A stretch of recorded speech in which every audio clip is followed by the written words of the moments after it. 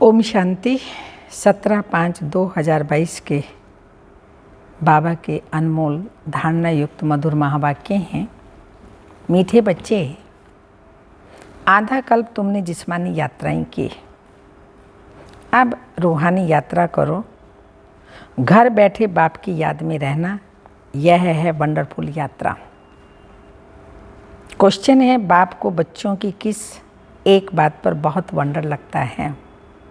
Answer है, जिस जागीर के लिए बच्चों ने आधा कल्प धक्का खाया, पुकारते रहे आदि आदि, वह जागीर देने वाला जब आया तब उनका बनकर फारकती दे देते हैं तो बाप को वंडर लगता है। बच्चे चलते चलते ऊंच चढ़ने की बजाय बिल्कुल नीचे गिर पड़ते हैं। यह भी कैसा वंडर है। सेकंड पॉइंट, क्वेश्चन है, किन बच्चों को बाप द्वारा बहुत अच्छी दक्षिणा मिलती है? आंसर है, जो बाप के रचे हुए रुद्र यज्ञ की अच्छी संभाल करते हैं और सदा श्रीमत पर चलते हैं, उन्हें बाप द्वारा बहुत अच्छी दक्षिणा मिलती है। गीत के बोल हैं, हमारे तीर्थ न्यारे हैं। ओम शांति। रूहानी यात्रियों ने यह गीत सुना। तुम बच्चे हो रूहानी यात्री। वह जो यात्रा पर जाते हैं उनको कहा जाता है जिस्मानी यात्रा। वह जिस्मानी यात्रा भी आधा कल्प चलती है। जन्म बाई जन्म तुम यात्राएं करते रहे हो। वह जिस्मानी यात्राएं करके फिर भी लौटकर घर में आते हैं। तुम्हारी यह है रूहानी यात्रा। वह होते जिस्मानी पंडे और तुम हो रूहानी पंडे। तुम पंडों का उस्ताद कौन? निराकार परम पिता परमात्मा, उनको कहा जाता है पांडव सेना का आदि पिता। तुम जानते हो हम देही अभिमानी थे, अभी बाप आकर देही अभिमानी बनाते हैं। आत्माओं को वापस ले जाने के लिए, क्योंकि अकेली आत्माएं अकेली जाने हैं तो देह तो छोड़ करके जाना है, तो पहले से ही बाबा ये प्रैक्टिस कराते हैं कि बच्चे अपने को आत्मा विदेही समझो। क्यों? क्योंकि वापस घर ले जाने हैं। अब तुम रूहानी यात्रा पर हो। इसमें कर्म इंद्रियों की बात नहीं रहती। यात्रा पर हमेशा पवित्र रहते, फिर लौट कर आते तो विकारी बन जाते हैं। यात्रा पर जाना भी गृहस्थियों को है। निवृत्ति मार्ग वास्तव में गृहस्थ धर्म से न्यारा है। यात्रा पर ले जाने वाले ब्राह्मण ही होते हैं। गीत भी है, चारों धाम में फेरा किया परंतु फिर भी बाप से दूर रहे। अब बाप यात्रा पर ले जाने के लिए तुमको पवित्र बनाते हैं। मुक्ति धाम, जीवन मुक्ति धाम में ले जाएंगे, फिर इस पतित दुनिया में आना नहीं है। वह जिस्मानी तीर्थ करके फिर लौट आते हैं, आकर गंदे धंधे करते हैं। यात्रा पर क्रोध की भी मना करते हैं। अभी तुम जानते हो हम आत्माएं जा रही हैं। बाप का फरमान है जितना हो सके, क्या बाबा का फरमान है? जितना हो सके मेरी याद में रहो। यह है मुक्ति धाम की यात्रा। तुम वहाँ जा रहे हो, वहाँ के रहवासी हो, तो बाप रोज रोज कहते हैं। कौन सी बात? रोज रोज बाबा कहते हैं। क्या कहते हैं बाबा रोज रोज? मुझे याद करो तो तुम्हारे विकर्म विनाश होंगे और तुम आगे जाते रहेंगे। जितना हम बाबा को याद करेंगे, समय प्रति समय हमारी प्रोग्रेस होती रह जाएगी। घर बैठे तुम ये यात्रा करते हो तो वंडरफुल यात्रा हुई ना। योग अग्नि से सब पाप कटते हैं। आधा कल्प तुमने जिस्मानी यात्रा की। पहले अव्यभिचारी यात्रा थी, फिर व्यभिचारी यात्रा हुई। पूजा भी पहले एक शिव की करते हैं, फिर ब्रह्मा विष्णु शंकर की, और फिर लक्ष्मी नारायण आदि की करते हैं। अभी तो देखो कुत्ते बिल्ली ठिक्कर भितर आदि सबको पूछते रहते हैं। बाप समझाते हैं, बच्चे यह सब है गुड़ियों की पूजा। शिव बाबा के और देवी देवताओं के ऑक्यूपेशन को कोई भी नहीं जानते। गुड़ियों का ऑक्यूपेशन होता ही नहीं। शिव बाबा के ऑक्यूपेशन को ना जानना यह जैसे पत्थर पूजा हो गई। फिर भी कुछ न कुछ मनोकामना पूरी होती हैं।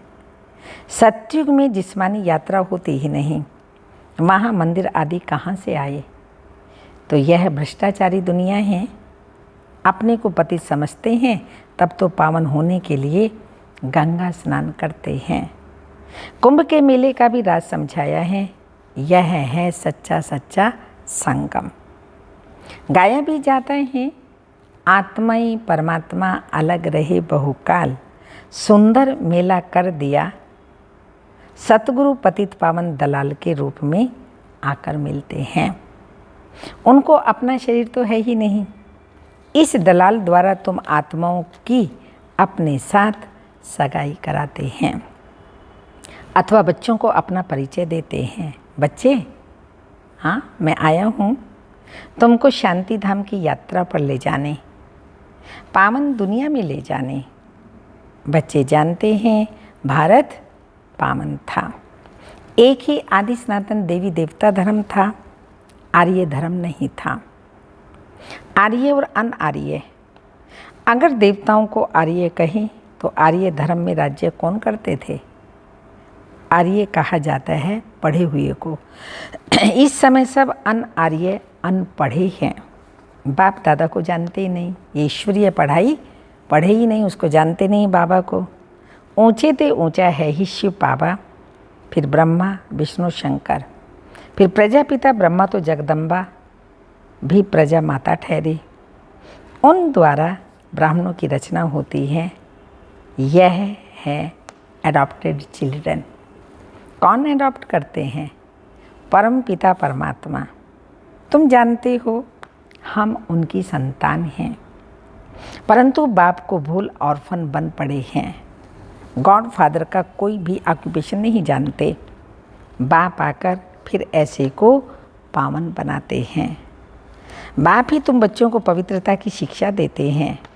अब जहाँ जाना है उनको याद करना है। माया घड़ी घड़ी भुला देती है। युद्ध का मैदान है ना, तुम बाप के बनते हो, माया फिर क्या करती है? अपना बना लेती है। प्रभु और माया का नाटक है। बाबा का बनकर फिर आश्चर्यवत सुनंती कथंती भागंती होवंती। माया भी बड़ी पहलवान है। ये बुद्धि योग बल के युद्ध बाप के सिवाय कोई सिखला न सके। सर्वशक्तिमान बाप से योग लगाने से ही ताकत मिलती है। तुम जानते हो अब पवित्र बन फिर वापिस घर जाना है। यहाँ पाठ बजाने के लिए शरीर लिया है। हमने 84 जन्म पूरे किए। यह है पिछाड़ी का छोटा सा महान कल्याणकारी युग। तुम सब ज्ञान गंगाएं ज्ञान सागर से निकली हो। तो बाप कहते हैं बाप को याद करते रहो तो क्या होगा? तुम्हारी आयु बढ़ेगी और भविष्य 21 जन्मों के लिए तुम अमर बनेंगे। अकाली मृत्यु कभी नहीं होगा। समय पर आप ही एक शरीर छोड़ दूसरा लेते हैं तो चलते फिरते बाप की याद में रहना है। इस याद से तुम सृष्टि को पवित्र बनाते हो। बाप आए ही हैं पावन बनाने। सैपलिंग भी उनका लगेगा जो देवता थे, अब शूद्र बने हैं और धर्मों में भी कन्वर्ट हो गए हैं। वह सब निकलते आएंगे। सबके अपने अपने सेक्शन हैं। यहाँ भी सबकी अपनी अपनी रस्म है। ये आदि सनातन देवी देवता धर्म का सैपलिंग लग रहा है। जो पहले ब्राह्मण बने थे वही आएंगे बाबा के पास ज्ञान लेने के लिए। जो कल्प पहले ब्राह्मण बने थे वही आएंगे। ब्राह्मण बनने बिगड़ देवता नहीं बन सकते। ब्रह्मा का ना बने तो शिव बाबा से वर्षा पा नहीं सकते। जो देवता धर्म के हैं वो ब्राह्मण धर्म में जरूर आएंगे। अभी तुम कांटे से फूल बने हो, कोई को दुख नहीं देते। सबसे बड़ा दुश्मन रावण है। 5 विकारों रूपी दुश्मन गुप्त हैं। आधा कल्प से सबको लड़ाकर गिराई पतित बना दिया है। अभी बाप ने यज्ञ रचा, बेहद के बाप ने रुद्र ज्ञान यज्ञ रचा है, जिसमें सब स्वाहा करना है। जिस घोड़े पर आत्मा, शरीर रूपी घोड़े पर आत्मा विराजमान है, नाम ही है राजस्व, राजई के लिए रुद्र ज्ञान यज्ञ। कितना बड़ा यज्ञ रचा है स्वर्ग की स्थापना के लिए। जानते हो अब ये दुनिया ट्रांसफ़र होनी है। दिल में नशा रहता है, कौन सा? हम सब के दिल में नशा रहता है। बाबा ने यज्ञ रचा है, इनको अच्छी रीति संभालना है। इस यज्ञ को हम पवित्र ब्राह्मणों ने अच्छी रीति संभालना है। जो श्रीमत पर चलेंगे उनको बहुत अच्छी दक्षिणा मिलेगी। यज्ञ की अच्छी संभाल करते हो तो विश्व का मालिक बनते हो। जिस जागीर के लिए तुमने आधा कल्प धक्का खाया है, बाप आते हैं देने, तो ऐसे बाप को फिर फारकती दे देते हैं। बाप वंडर खाते हैं। सजनियाँ गाती हैं, आप पर बलिहार जाऊं, अब आया हूँ, तुम बच्चे मेरे बनकर फिर फारकती दे देते। वह फिर ऊंच चढ़ने के बदले नीच गिर पड़ते। चढ़े तो चाके बैकुंठ रस आदि आदि। फर्क तो है ना। कहाँ प्राइम मिनिस्टर आदि और कहाँ गरीब भील लोग। तो अब पुरुषार्थ कर बाप से राजाई लेनी है। यह है रुद्र ज्ञान यज्ञ। इसमें नाम कृष्ण का डाल दिया भक्ति मार्ग के लिए। ये सब चीज़ें शास्त्र आदि बने हुए हैं। भगवान तो एक ही है जिनको पतित पावन कहा जाता है। शांति धाम सुख धाम में कोई भी पुकारते नहीं हैं। तो बच्चों को पूरा नशा चढ़ना चाहिए। यह है रुद्र ज्ञान यज्ञ। इनके बाद कोई यज्ञ नहीं रचा जाता। वह जिस्मानी यज्ञ रचते हैं आफतों को मिटाने के लिए। बाप कितनी बड़ी आधा कल्प के लिए आफतें मिटाते हैं। ये कोई साधु संत नहीं। मुख्य गीता माता जो भगवान ने गाई, उसमें नाम कृष्ण का डाल दिया। तो अब मनुष्यों को सावधान करना है, क्योंकि उन्हों का बुद्धि योग कृष्ण से जुट गया। कृष्ण तो ऐसे कहते नहीं कि मनमना भाव मुझे याद करो तो साथ ले जाऊंगा। ये बाप बैठ लायक बनाते हैं, सांवरे से गोरा बनाते हैं। तुम श्याम बन गए थे, बाबा फिर सुंदर बनने लायक बनाते हैं। चलते फिरते बुद्धि में बाबा को याद करना है। बस यह अवस्था जम जाए तो तुम्हारा कितना बेड़ा पार हो जाए। Health, wealth, happiness. बाबा से तुम इतना वर्षा लेते हो, तो ऐसे बाप को कितना याद कर उनकी शिक्षा पर चलना चाहिए। कांटों को फूल बनाना है। अभी तुम फूल बन रहे हो, ये बगीचा है। अभी है फॉरेस्ट ऑफ थॉर्न्स, अकासुर, बकासुर। ये सब संगम के नाम हैं। उद्धार तो सबका होना है। जो जितना पढ़ेंगे पढ़ाएंगे, श्रीमत पर चलते रहेंगे, तो बाबा से 21 पीढ़ी वर्षा पाएंगे। तुम सदा सुखी बन जाएंगे। अभी तुम्हारी 100% चढ़ती कलाएँ हैं, फिर कलाएँ कम होती जाती हैं। इस समय कलाएँ बिल्कुल ख़त्म हो गई हैं। गाते भी हैं मैं निर्गुण हारे में कोई गुण नहीं। बाप को रहमदिल कहते हैं ना। कल्प कल्प संगम पर आते हैं। भारत स्वर्ग होगा तो सब सुखी हो जाएंगे। अभी बच्चों को श्रीमत पर चलना है, आसुरी मत पर नहीं। बाप कहते हैं मेरी सबसे जास्ती गलानी करते हैं तो कहते हैं नाम रूप से न्यारा, या फिर कण कण में कह देते हैं। ये सब ड्रामा में नूंद है। अब तुम त्रिकालदर्शी बने हो और बाप को जान बाप से वर्षा ले रहे हो। अभी तो खूने नाहिक खेल होना है। नाहिक सब आफतें आएंगी, कितने मरेंगे।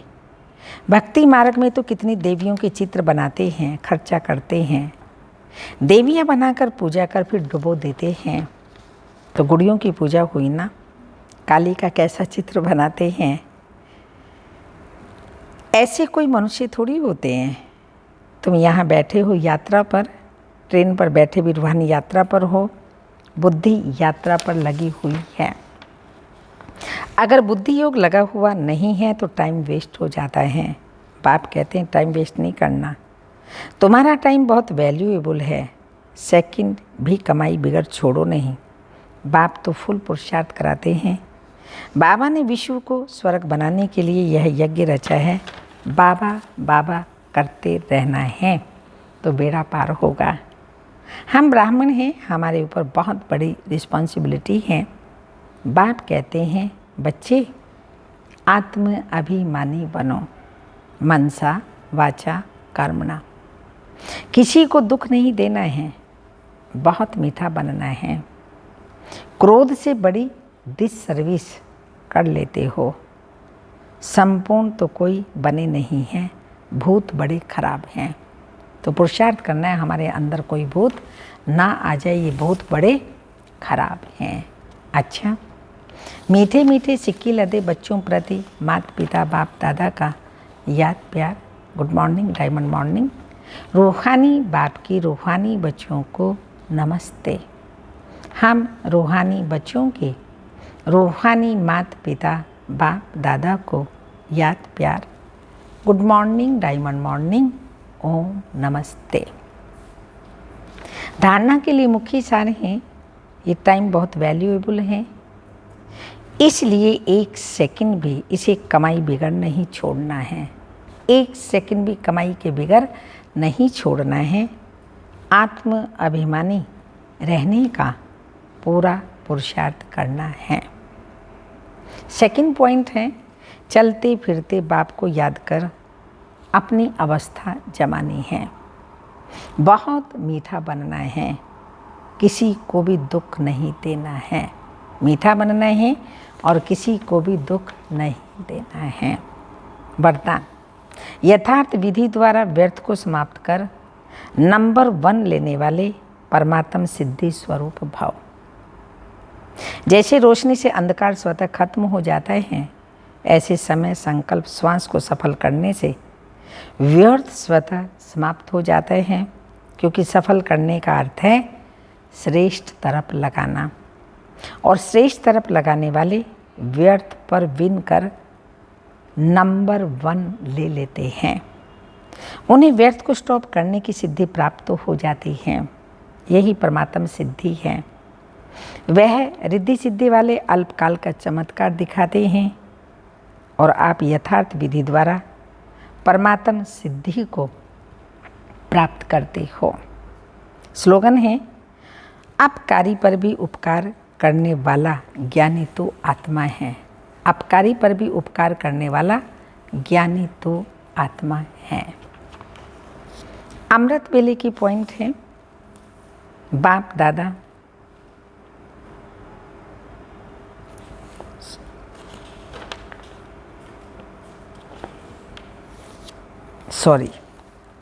हर कर्म में हर समय कदम पर कदम, बाप का कदम एक और बच्चे का कदम दूसरा हो तो उसे आज्ञाकारी नहीं कहेंगे।